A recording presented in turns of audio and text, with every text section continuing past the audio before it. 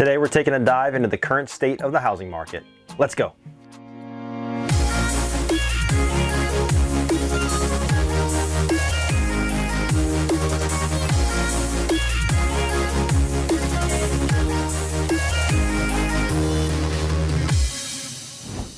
What's going on, YouTube family? Welcome back to another edition of Living in Coastal Delaware. I'm Matt Lunden, your favorite Coastal Delaware realtor, and today we're going to be discussing the current temperature in the market and really what's going on nationwide and here locally in the market. If you're new to the channel or this is your first video, please do me a favor, hit the subscribe button down below. That really helps us out on the channel, put out new content each and every week. And then if you are someone that's returning to the channel, we appreciate your support and it means the world to me that you're here. If you are someone that's looking to make a move to Delaware or you're considering selling your home here in Delaware, I would love the opportunity to work with you. So all my information, again, will be down below in the description and here on the screen. Now let's dive in. So we're going to take a look at a few different graphs here, and they're just going to show you, again, what the current state of the market is, both as it pertains to nationwide and here locally. So the first graph that we're going to see is going to pertain to the annual median home price all the way back to 1991. That yellow trend line you see there is going to be the 4% growth trend line, which has been the average growth from then until now. The key thing to take a look at here is that those years running up to the 08 crash, we had 6 years at or above the 4% trend line. But before, and then it kind of turned around and dipped a little bit in 08 and then even further obviously in 09, which was created 100% by the real estate and mortgage market.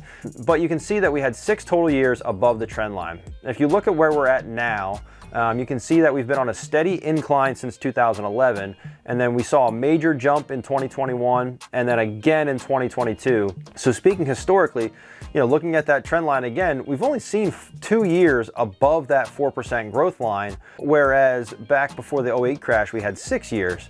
So just a little bit of correlation there. I don't think, just based on what we've seen historically, that we're gonna have a major crash, and this kind of points to it. I think we've got a few more years to run up before we see anything really major, but that's just one prediction and one chart to see. The next chart we're gonna take a look at is going to be the days on market analytic. Now, what days on market means, for those of you unfamiliar, days on market is how long a home has been on the market before it goes under contract. Not before it actually sells or closes, but from day one it goes on the market until the final day that it goes under contract. So in June of this year, we officially hit the lowest number that we've ever seen.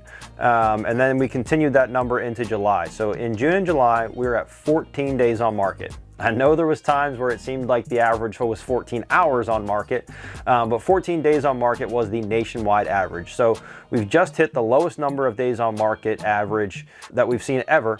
So for those of you that are thinking, oh, maybe the market's changed a lot, maybe it's slowing down a lot, those 2 months don't paint the whole picture, obviously, but it does show us that things are still moving pretty quickly as long as they're priced right, in good shape, and marketed well. We won't have the number for August probably until more into the second or midweek of September here, but just know that for June and July, it was the lowest number that it's ever been. So even though it does feel like things are starting to sit a little bit longer, through June and July at least, it was still strong.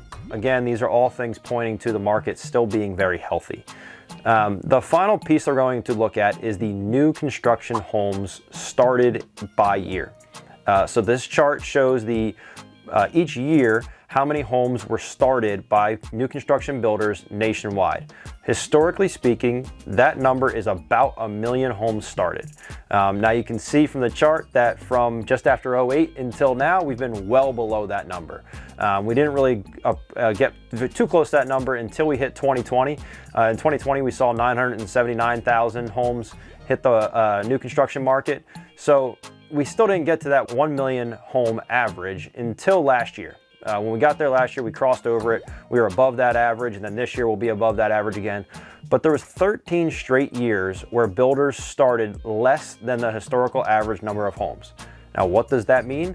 It means that when you hear people say that we have a home inventory shortage or a housing shortage, that is part of the big picture there, in that these homes would have all been filled with people that are looking to buy homes. Now you may be thinking, I'm not looking for a new construction home. How does that pertain to me? Because there's people out there that are looking for new construction homes that can't get in them because the builders were building less homes.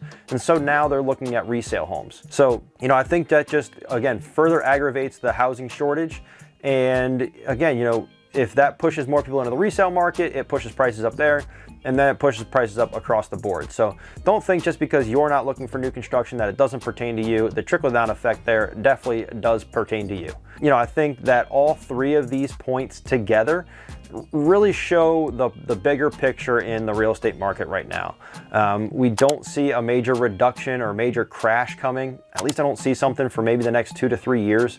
Just with the way the trends have been going, it doesn't seem like we have a whole slowdown. We've still got a ton of buyer demand. Unless that were to just somehow, you know, all of a sudden go away, you know, which I don't think it will. Even the rising interest rates haven't really taken that many people out of the market. The only people that took out of the market were those shopping at the top of their budget anyway. So I think for the next 2 to 3 years, we'll probably still see a good amount of appreciation. It won't be the 25 to 50% that we saw over the last couple of years, but you'll probably be more along that 4% growth line.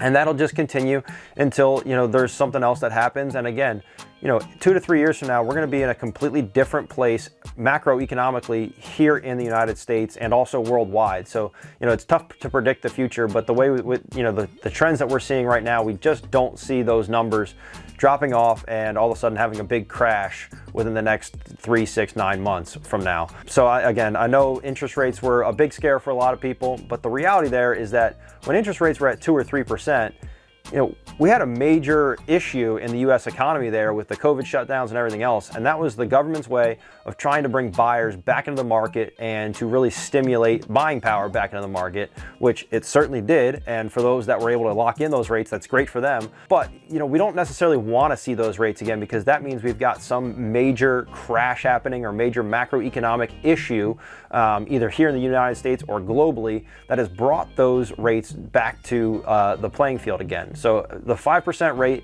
is still a good rate for where we've been historically speaking. And it's definitely, you know, again, it's going to take some people out of the market that are shopping at the top of their budget, but it shouldn't scare you away too much. That's going to do it for today's video on the current state of the market, what you can expect going forward, and where we think things are headed. I hope you guys took some value away from today's video. If you did find some value in today's video, do me a favor, hit the subscribe button down below so you can stay in the loop each week when we discuss all things Coastal Delaware and Coastal Delaware real estate. And then if you are someone that's looking to make a move to the area, or you're considering selling your home here in the area, I would be honored to be part of that process and assist you along the way. So all my information, again, is down below in the description and here on the screen, and I look forward to hearing from you. I'll see you guys next time. Peace.